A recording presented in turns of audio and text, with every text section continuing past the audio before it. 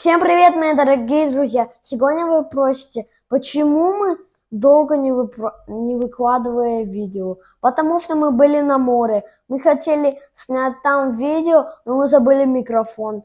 Так что в следующий раз, если мы не забудем, мы обязательно снимем. Сегодня я буду вам рассказывать про третью часть перелетных птиц.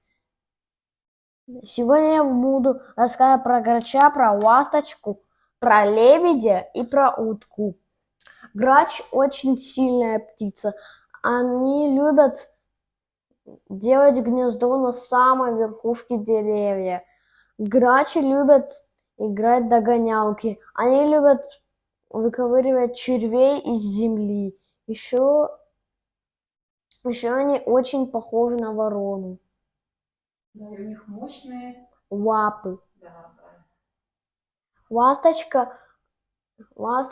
очень много видов. Самая быстрая ласточка – это деревенская. Они ловят насекомых на лету и едят на лету. Они любят кушать личинок, червей, бабочек, любят насекомых, жуков всяких. Чем мух надоедливых, да? Хорошо. Лебедь очень красивая птица. Они могут двигать шеей туда-сюда.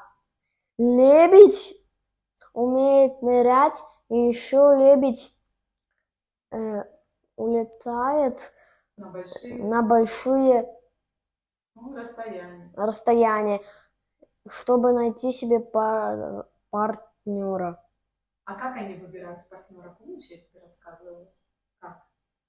Пожили всю? на всю жизнь. Да. Утки.